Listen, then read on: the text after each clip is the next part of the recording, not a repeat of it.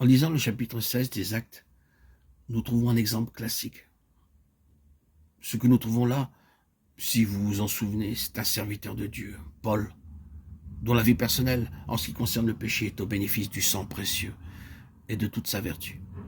Un serviteur de Dieu, d'autre part, qui a réalisé expérimentalement tout ce que la croix représente de lui-même. Il n'a rien et ne peut rien, mais en Christ il dispose de tout. Position solide s'il en fut, pour une circonstance comme celle-là. L'homme naturel dûment crucifié, l'homme spirituel solidement établi par la foi, sur ce terrain acquis par le sang où il n'y a plus de condamnation. Et c'est dans cette situation-là que Paul trouve l'ennemi activement à l'œuvre au dehors. Il regarde au Seigneur, il prend patience, il attend son heure pour intervenir dans cette affaire, se gardant bien d'y tremper de lui-même en aucune façon pendant plusieurs jours. Il attend que Dieu lui fasse comprendre que le moment est venu pour lui d'agir, et alors, au nom de Jésus-Christ, il ordonne à cette activité satanique de cesser. La position dans laquelle Paul se trouvait ici était triplement forte, en raison de la croix, du sang et du nom. Mais au moment de l'action, c'est le nom qu'il fait intervenir. Ce n'est pas le sang. L'activité de l'ennemi nous apparaît parfois comme quelque chose de purement objectif et nous nous mettons à invoquer le sang.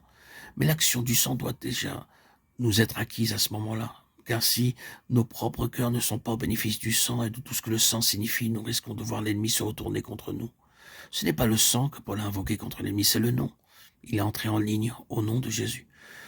Nous trouvons dans l'histoire des fils de Sheva, acte 19, un exemple frappant dans l'autre sens. La croix était lettre morte pour eux et le sang ne jouait aucun rôle dans leur attitude intérieure. Il ne faisait qu'agiter une vaine formule. Nous vous conjurons par Jésus que Paul prêche. Aussi, les démons se retournent-ils contre ces hommes présomptueux en leur disant « Je connais Jésus, je sais qui est Paul, mais vous, qui êtes-vous » Jamais sans doute les fils de Sheva ne passèrent par une expérience si terrible. Ils découvrirent à leurs dépens qu'il n'y a rien dans une simple formule, seule une attitude fondée sur la croix et légitimée par une appropriation préalable de toute la vertu du sang versé. Peut quelque chose, mais elle peut tout, car elle nous associe à l'autorité du nom. Et le nom possède cette valeur-là. L'autorité sur l'ennemi lui appartient en propre.